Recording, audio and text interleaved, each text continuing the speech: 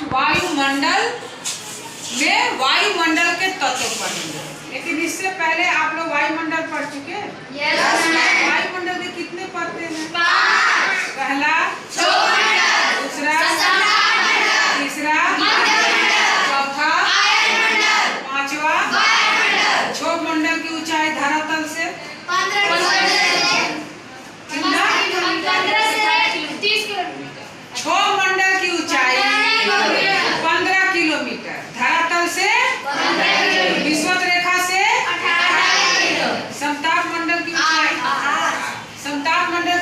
15 से 18 से 50 किलोमीटर। हैं? 18 से 50। साफ साफ बोलो तुम लोग। 50 50 किलोमीटर। मध्य मंडल, 80 से 80।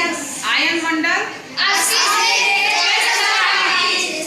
और वायुमंडल 40 से 1000। ठीक है, थोड़ा कंफर्म कर लो इसको। ठीक है, ठीक है। आज हम लोग पढ़ेंगे वायुमंडल। जाएंगे वायुमंडल के कितने परतें हैं? 5। और वायुमंडल का सबसे घनत्व वाला मंडल कौन सा? क्षोभ मंडल। क्योंकि उसको और कौन सा मंडल कहते हैं? परिवर्तन मंडल। तमाम चीजें जो होती है वो पृथ्वी पे, वो सब किस मंडल में होता है? क्षोभ मंडल में। उसी वायुमंडल के तत्वों के बारे में पढ़ेंगे। वायुमंडल के बहुत सारे तत्व हैं, जैसे तापमान, वायुदाब, पवन, वर्षा, आर्द्रता। ये सब क्या है? वायुमंडल के तत्व। तो वायुमंडल के तत्व में आज हम तापमान पढ़ेंगे। क्या पढ़ेंगे? तापमान। वायु के ताप, क्योंकि वायुमंडल पढ़ रहे हैं तो हम वायु के बारे में पढ़ेंगे। तो आज तापमान को पढ़ेंगे। और तापमान में पहला है सौर विकिरण। सौर का मतलब सूर्य। सौर का मतलब सूर्य। और विकिरण का मतलब फैलना। विकिरण का मतलब फैलना। ये बताओ, पृथ्वी को चाहे हमें प्रकाश और उष्मा कहाँ से मिलती? सूर्य के अलावा और कोई साधन है? नहीं है। तो सूर्य से जो हमें प्रकाश मिलता है, उस प्रकाश में क्या होता है? उष्मा। क्या होता है? उष्मा। उष्मा का मतलब गर्मी। उष्मा का मतलब गर्मी। तो सूर्य के प्रकाश से हमको क्या मिलती है? गर्मी, उष्मा मिलती है। इतनी बात समझ में आए? तो सूर्य के प्रकाश से ही पृथ्वी के धरातल पे हमें प्रकाश और उष्मा मिलता है, और उसी को हम कहते हैं सौर विकिरण। आगे बात समझ में? अब हुआ सूर्यातप। सूर्यातप। सूर्यातप। सूर्य का मतलब समझ जाओ कि सूर्य, और तप का मतलब गर्माहट। तप का मतलब जानते ना, हमारा शरीर बहुत तप रहा है गर्मी से, बुखार से, बोलते कि नहीं? तो जो सूर्य का प्रकाश आता है, उस प्रकाश से जो उष्मा होती है, उसी से पृथ्वी का जो धरातल है वो क्या होता है? गर्म। धरातल क्या होता है? गर्म। तो पृथ्वी सूर्य के प्रकाश से, उसके उष्मा से जो धरातल गर्म होता है, उसी को हम कहते हैं सूर्यातप। समझ में आ गया? सौर विकिरण और सौर ताप। अब इस सूर्यातप का मतलब समझिए कि जब सूर्य का प्रकाश धरती पे पड़ता है, तो धरती पे पड़ती है तो ये धरती क्या हो जाती है? गर्म। धरती क्या हो जाती है? गर्म। यानी कि सूर्यातप से धरती क्या होती है? गर्म होती है। और जब धरती गर्म होती है तो वहां के आसपास की हवाएं भी क्या होती है? आसपास की हवाएं गर्म होके, और गर्म हवाएं क्या हो जाती है? ऊपर उठ जाती है। क्यों उठ जाती है? क्योंकि गर्म हवाओं के अणु एक दूसरे से क्या होने लगते हैं? दूर। एक दूसरे से दूर होने लगते हैं, और जिसके कारण ये धरती से हवाएं गर्म होके और ऊपर कहाँ जाती है? वायुमंडल में। और वायुमंडल को भी क्या करती है? गर्म करती है। यानी कि वायुमंडल किससे गर्म होता है? धरती के गर्म हवाओं से वायुमंडल क्या होता है? गर्म होता है। आप लोग वायुमंडल में पढ़े थे कि जैसे जैसे हम ऊपर जाते हैं, जैसे जैसे ऊपर जाते हैं, कितने डिग्री सेल्सियस तापमान बढ़ता है? हर 1 किलोमीटर 6.5 डिग्री सेल्सियस तापमान क्या हो जाता है? घट जाता है। तो पृथ्वी के में जो वायु है, उसके गर्माहट और ठंडेपन को हम क्या कहते हैं? तापमान। क्या कहते हैं? तापमान। क्या कहते हैं? कि अभी तापमान क्या है? कम है। अभी तापमान क्या है? ज्यादा है। और तापमान मापने की इकाई को हम कहते हैं डिग्री सेल्सियस, जिसको हम इस तरह से क्या कहते हैं? लिखते हैं। तो उसको मापने की इकाई क्या है? Degree Celsius. की इकाई मीटर, तेल नापने की इकाई लीटर, दूरी नापने की इकाई किलोमीटर, है ना। उसी तरह से तापमान नापने की इकाई क्या है? Degree Celsius. और किस यंत्र से नापते हैं उसको कहते हैं तापमापी, और इंग्लिश में कहते हैं थर्मोमीटर। आपको बुखार लगता है तो थर्मोमीटर लगाते हैं ना आप, ठीक है। तो उससे हम क्या नापते हैं? टेम्परेचर। क्या नापते हैं? टेम्परेचर। तो इतनी बात समझ में आ गई कि तापमान क्या है, सौर विकिरण क्या है, सूर्य तप क्या है, डिग्री सेल्सियस क्या है, और तापमापी क्या है। आगे बात समझ में। अब इससे हम लोग जानेंगे कि अच्छा ये बताओ कि पृथ्वी पे सूर्य का प्रकाश सभी जगहों पे समान मात्रा में जाता है? नहीं। समान नहीं जाएगा ना, कहीं जाएगा और कहीं कम जाएगा, कहीं अधिक जाएगा। तो उसको हम इस चित्र से क्या करेंगे? हम समझेंगे। अब देखो यहाँ पे मैं लिखी हूँ उष्ण कटिबंध। क्या लिखी हूँ? उष्ण कटिबंध। धरातल पे तापमान का वितरण। ये कौन सा चित्र है? धरातल पर तापमान का वितरण, ठीक है। ये देखो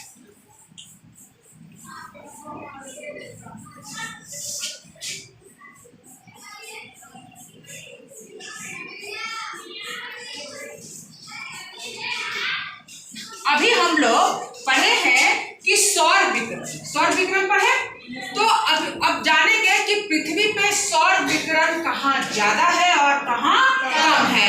अब ये देखो यहाँ मैं लिखी हूँ कटिबंध। क्या लिखी हूँ? कटिबंध। कटिबंध का मतलब क्षेत्र। कटिबंध का मतलब क्षेत्र। कैसे कहा जाता है कि उत्तर भारत में ज्यादातर क्या है? मैदानी भाग है, वहाँ का क्षेत्र क्या है? मैदानी भाग है। उसी तरह से कटिबंध का मतलब क्या है? क्षेत्र। और उष्ण का मतलब? उष्ण का मतलब गर्म।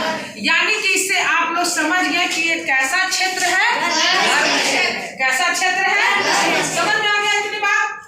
उसके बाद यहाँ पे देखिए क्या लिखी हूँ? शीतोष्ण कटिबंध। शीत का मतलब ठंडा, उष्ण का मतलब गर्म। इसका मतलब ठंडा और गर्म क्षेत्र। इतना समझ में आ गया।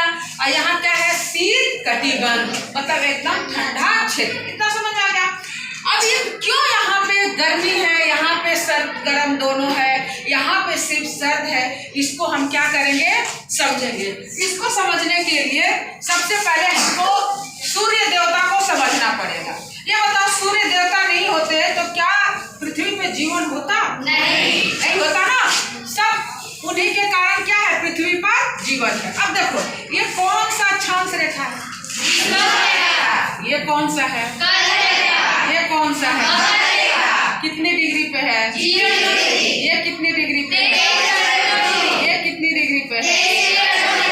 ये कौन सा है? ये कौन सा है?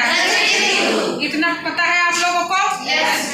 एक बात बस आप लोग जान जाइए कि जो सूर्य है भगवान जी, वो सिर्फ इन्हीं तीन रेखाओं पे घूमते हैं।